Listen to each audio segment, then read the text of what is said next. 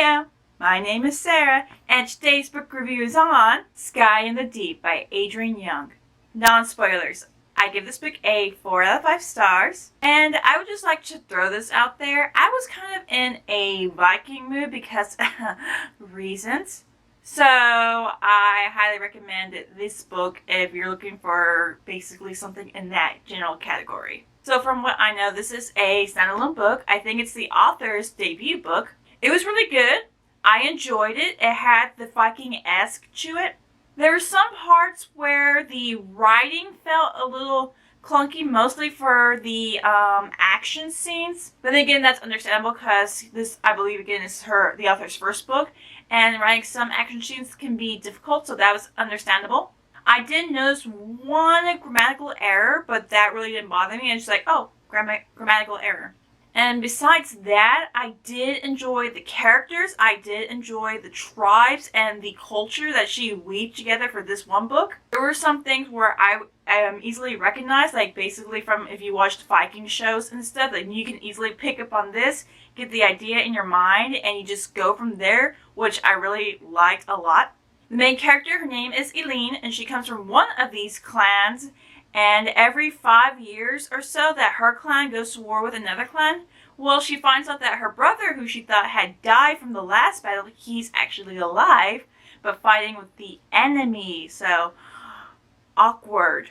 Through Eileen's eyes, we actually delve further into the enemy clans because she gets captured and she's taken there. And while she is with the enemy clan, not only does she get a chance to actually figure out what happened to her brother and the family that took him in, but we also find out that this other mysterious clan that's been like looming out there and is making a attack against both clans, so they kind of have to put away their differences and fight. But there's also that question, like in stories, where we ask, like, what will happen after the battle? So this book also addresses that, which I enjoy. And like I said, I enjoyed the story very much. I enjoyed the culture, the traditions, and the differences between the clans that the author made. I liked the characters very, very much. And this is just me, but I think it would be good to have like maybe a little novella just to address what happened after the events of this book. Maybe a beginning of what happened, how these battles began, because we get like a mythos of how. And with this, I think being, again, the debut novel, there are some things that the author can critique on, basically the writing of action scenes. That one grammatical error, it doesn't really bother me at all. But because of this book, Adrienne Young, I am very excited to see what other works you put out there. And yeah, that's the end of my non-spoilers. Sky in the Deep by Adrienne Young. 4 out of 5 stars. Bye, non-spoilers! Spoilers. Now, the backstory between Eileen's clan, which is the Aska, and the other enemy clan, which is the Riki, well, it's all back to how their gods didn't like each other, and whoops. So, the Riki clan, they worship the god Thora, and apparently she erupted from a mountain, and, you know, fire burning everything. Well, the god that the Aska clan worships, Sigurd, well, it's said that he rose from the waters to defend his people. Thus, every 5 years we have this grand, massive battle. But that was on the Aska side. What we find out from the Riki side was that Sigurd was jealous of Thora and sent the Aska to destroy the Riki. You know, if the gods had basically talked out their differences, I'm pretty sure this whole thing would be avoidable. But again, that's the gods. We're dealing with the mortals right now, so that's the backstory of the Aska and the Riki. Now, when I was talking about writing battle sequences and how difficult it is, we literally jump into the battle with Eileen and the Aska against the Riki. Now, Eileen, she is fighting front lines. Apparently, she worked really hard to get there with her best friend, Mira, so they're kind of leading the charge. Eileen, she doesn't use a shield, which had me nervous sometimes because I need my security. She fights with an axe and a sword. Yay! But thankfully Mira is her battle partner, so we have the shield on that side, so good. And so it's basically in this giant forest-ish area where the Riki and the Aska fight every 5 years. And they also do the occasional raids, but they always go to this one location. So while Eileen gets separated from Mira, she sees something in the woods, and she thinks it's her brother Eerie. Well, only problem, last fighting season, he died. So either she's seeing a ghost, or that's really Eerie, and it's proven that it is him because he pushes her to go back after he saves her from a Riki attack. So, questions. Forward in the Asuka encampment, since it's first person, we see Eileen point of view, also thoughts, and we also get like a momentary flashback while she's recollecting about when she was younger with Edie, how there's this other clan that just came out of the water during a midnight raid or so, and not only killed her mother, but killed any other Asuka clansmen before disappearing back into the water. Well, that's the Herja. So, we had a possibility of the, I would say, return of as opposed to enemy clans, so that was already basically baiting us for what was about to come. The Riki, before they retreat back into their mountains, they do plan another attack, and so the Asuka, meet the challenge, and they go. Well, Eileen, she has other things on her mind. She is looking for proof that Edie is actually alive, because she's like, that was no ghost, that was my brother, we left him on the last battle because he fell into like a giant ravine, or it was a drop down a cliff with another Riki, and she felt very guilty about leaving him, so she's like, I'm gonna go find Edie, y'all go ahead and fight. And she does find him with the Riki that did try to kill her, and Edie stopped her. So she basically followed all of the Riki. She even like pushed past them while they were fighting, and she finds Edie, and it's really awkward because he's like, you need to go. But of course, Eileen wants answers, so the only way to save her is to capture her, because there are other Riki coming, and they wanted to kill her. But it's like, okay, just capture her. And they capture her. Now, I know this is completely left field with the Riki returning home up the mountain with Eileen captured with them. And, of course, she does try to escape after, she found Edie. But she's thinking now he's part Riki because he's wearing the armor and stuff. And she tries to escape. But the guy who was with Edie, Fisk, shoots her in the shoulder instead of, fatality shot. Well, again, I know this is completely left field, but come on, people, don't tell me you didn't hear the Last Samurai soundtrack playing in your head, like when they returned to the village. I completely heard that, and I was like thinking like other songs, like the Last Samurai soundtrack and basically Norwegian music were playing in my head, so I was like developing a soundtrack. Moving on. So Eileen does end up at Vala, which is where the Riki live. It's one of their tribe homes. And we have Edie and Fisk tending to the arrow that, got shot at her. And we meet Runa, who is apparently a apprentice healer. We find out that the Riki don't know that Eileen and Edie are siblings, except for Fisk, because Fisk and his family are basically Edie's family, so Fisk is Edie's brother in a way, and they're like, you need to chill, swallow your pride, and possibly become a dyer, aka a slave, if you want to live, so we can get you out of here when the snow melts. Well, of course, Eileen, she's now thinking of her brother as a traitor. She'll do things on her own, she'll escape on her own. Great plan. Considering we have a hole in our shoulder that really doesn't heal through the whole entire book, it has an infection, you don't have any clothes or supplies to make it down the mountain, that you have no clue where you're at, so great plan, Eileen. We get to the part where I actually panicked a couple of times in this whole book, and that's because plants go up in flames, because the Riki come for Eileen.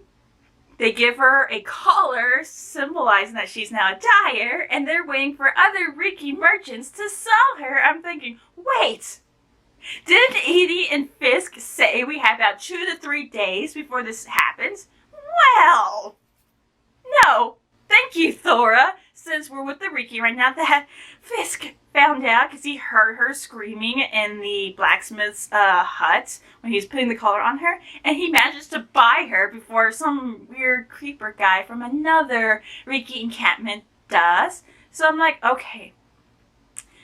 Not only do you save her at this moment, but he even tried doing the same thing at the last battle, because here's Eileen looking for Edie, and she finds him, but Fisk is there, and he's pushing her, telling her, go away, you're gonna make things worse, just go back to the Oscar. Literally, he's pushing her and saying, you're gonna regret this, just go back. So, in a way, he kind of tried to save her the first time.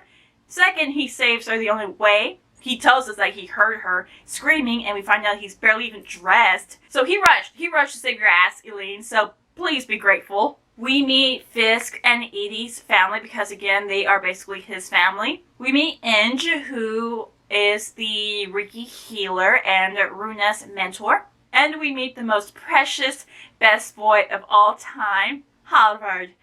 Yeah, Fisk's younger brother, who is so cute, so precious, that I just want to hug him all the time and be like, kawaii. He's the first person to actually open up completely with Eileen, because he finds her intriguing, because she's Asuka like Edie. He's always asking her questions, talking to her, giving her things. He is so adorable. So Inge, she basically just has Eileen helping her around with little things, here and there, simple chores that Eileen thinks she's too high above, thinking she is not a dyer, and she will escape. She would kill these people at any given moment. Well, it's kind of awkward with Edie around, because Inge and Halvard, they think she's just an Asuka that, Fisk bought at the spur of a moment.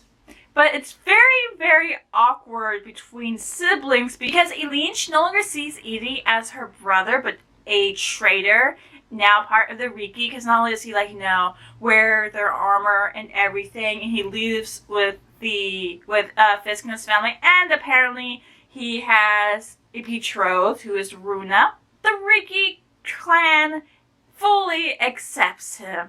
So in her mind, he's dead. He should have died all those years ago, and he is a traitor. So we have apparently 2 weeks of Eileen trying to keep her head down in her way, causing a lot of trouble, and her just in her mind angrily thinking about how Edie is no longer Asuka.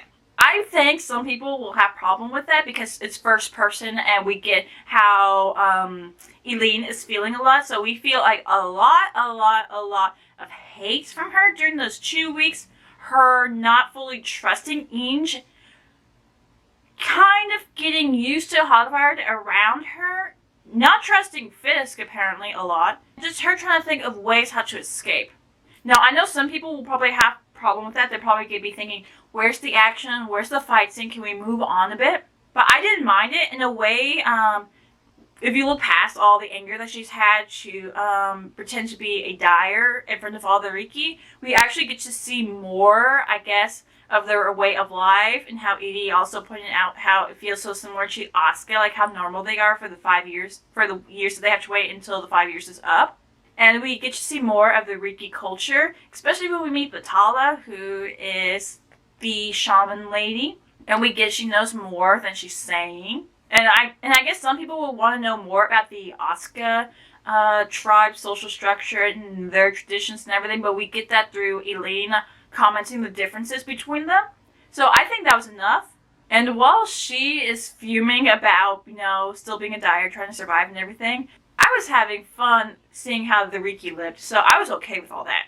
And speaking of Natala, again, she knows everything, spiritually wise, Laura wise, creepy old lady vibe wise. But Natala knows. She looked at Eileen during the ceremony, and she's like, Asuka, just like Edie. I'm like, this woman knows.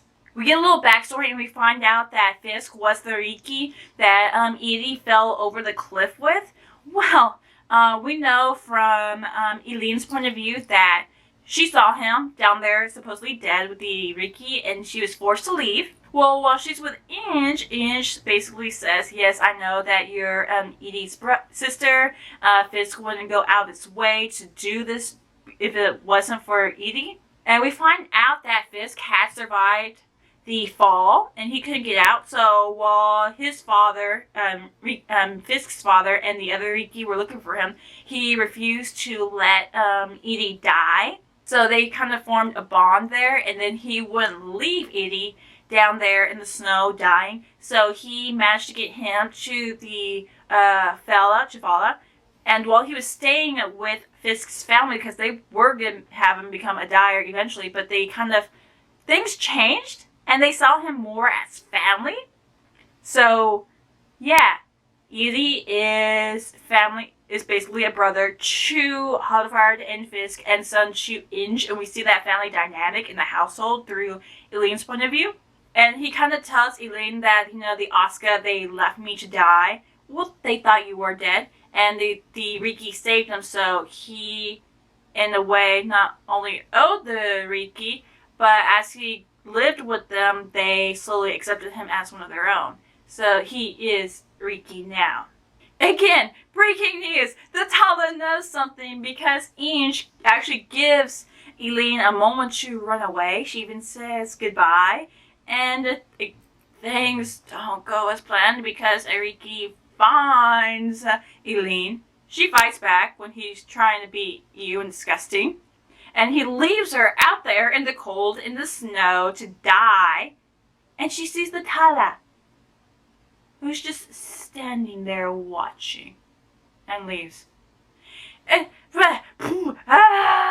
thankfully, Fisk finds her, takes her back home to warm up, but then we get a little moment with the Tala saying, this dyer's a little too wild, maybe I can sell her again. But we also find out the reason why she's all and all-knowing and creepy, and I don't want to be left in the woods alone with her. We learn that the bears are messengers of Thora. She has a dream sent by Thora about, Bear meeting Elene, so it must be something.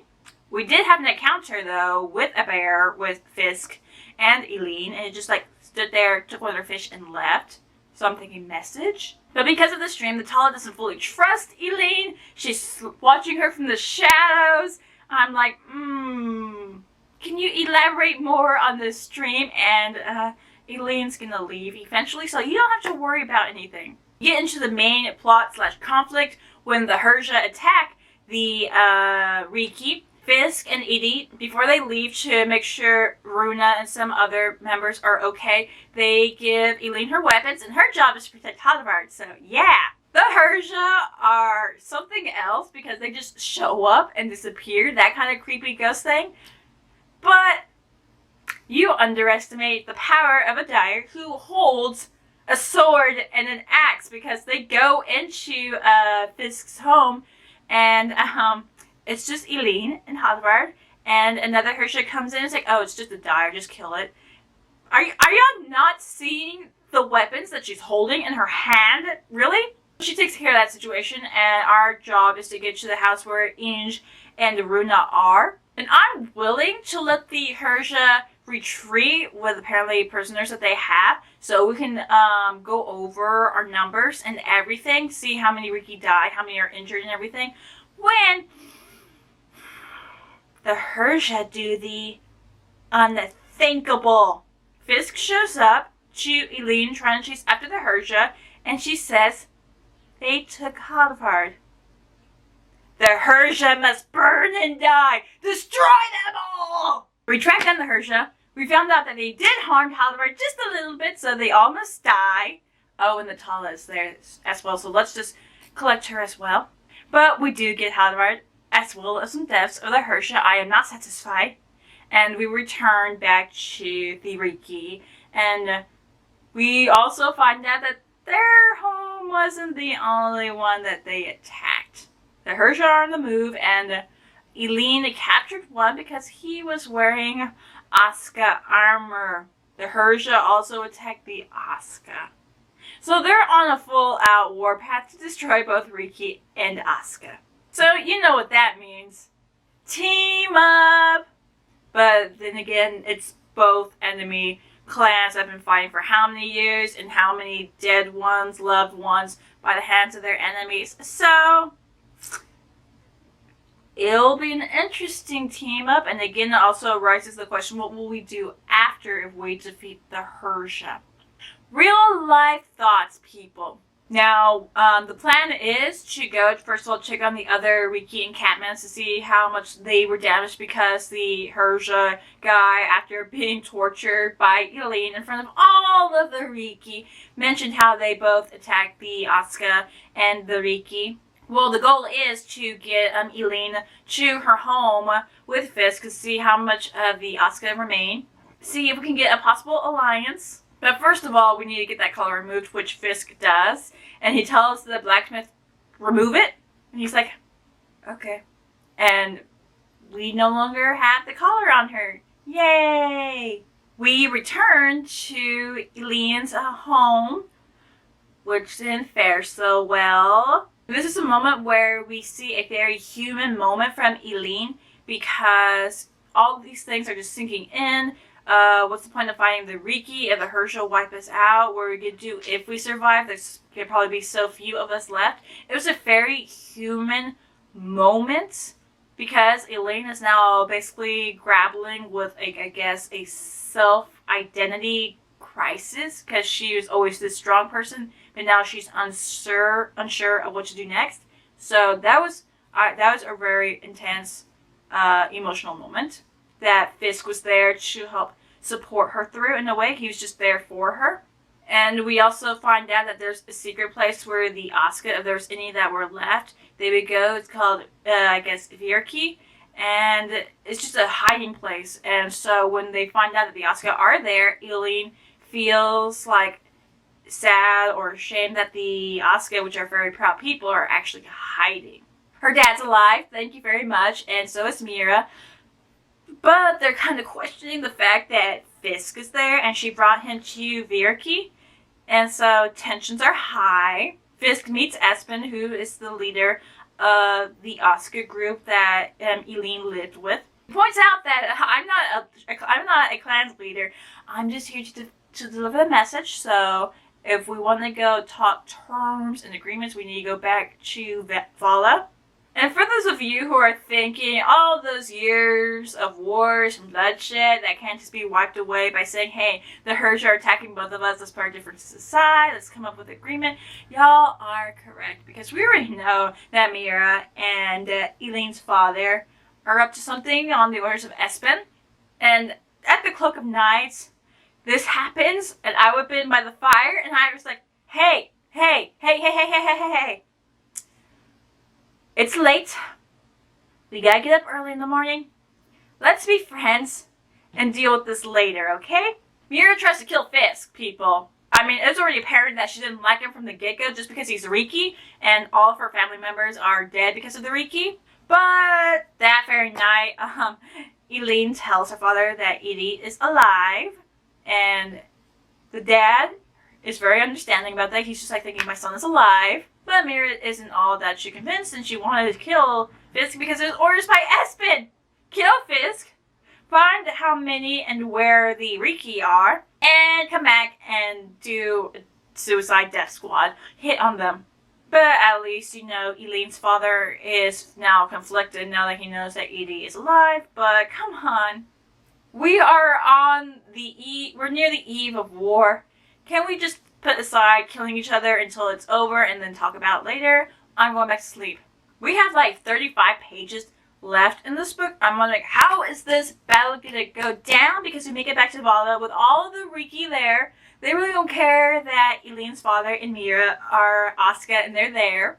We meet back with Ange, Halvard, and Aruna, and Halvard is precious once again. He knows how to work his charm because he actually, you know, very curious about Mira. He even tries to touch her hair that cute, adorable way. She's like, go away, child. But Eileen's father, he meets the leaders of the remaining Riki clansmen. And with the Tala, being the Tala and everything, she makes a blood oath swearing that the war between the Riki and the Asuka will be over should we prevail over the Hersha. And that agreement is a blood oath. So you know, slice the hands, shake on it. If you break the oath, your place in the afterlife is forfeit. Not a very light agreement to agree on, but she makes the agreement with Eileen, and team up is a go. We do have a touchy reunion between Edie and his father, so his father is very accepting that his son is alive. We'll discuss the later terms of how he's part of the Riki, but that doesn't matter right now. We have a touching reunion. And we have more moments with Fisk and Eileen where we find out that they now have a relationship. I am kind of hesitant on this part in the book because I'm thinking, I really don't see the relationship between the two. I kind of see more of a relationship between brother and sister. Maybe it's because Edie is considered a brother to Fisk, because he was completely non-trusting of Eileen this whole book because he's willing to do anything to protect his family, especially Edie. He made that abundantly clear through this whole book, including the fact when we went down to see if the Asuka were still alive. I'm just, about this relationship between him and Eileen. That's just me. Now we get to the last 20 pages of this book, and the battle is simple.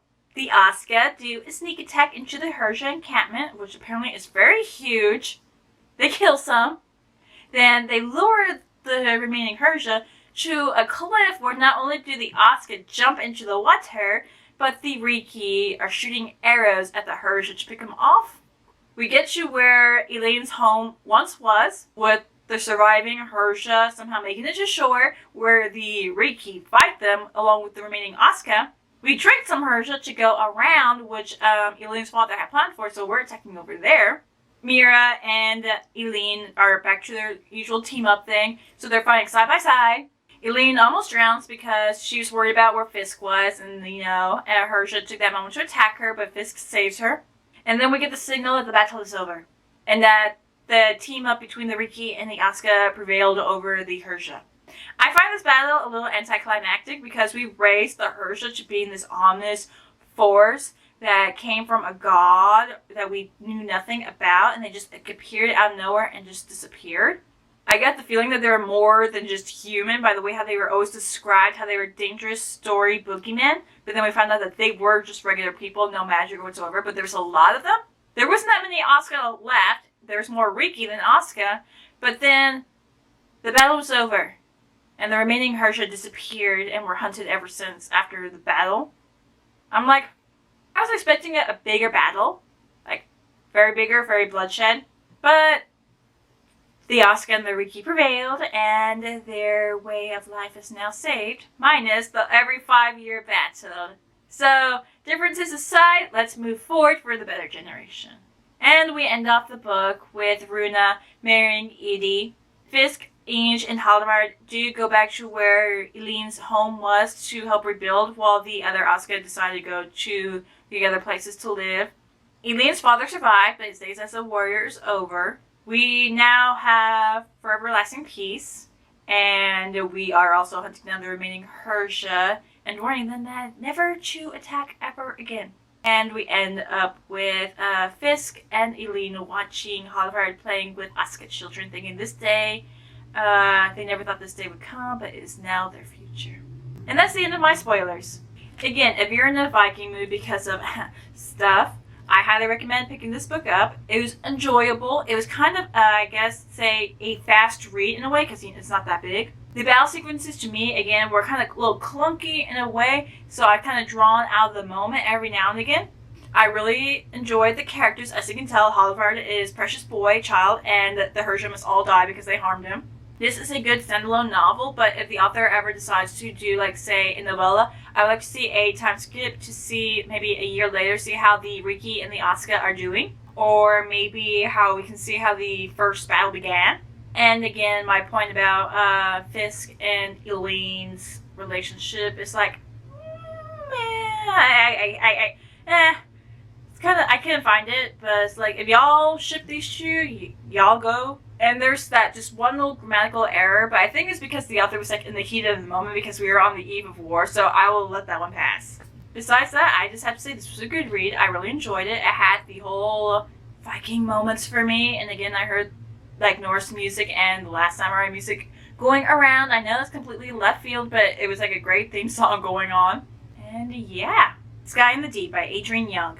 4 out of 5 stars. My name is Sarah, and bye!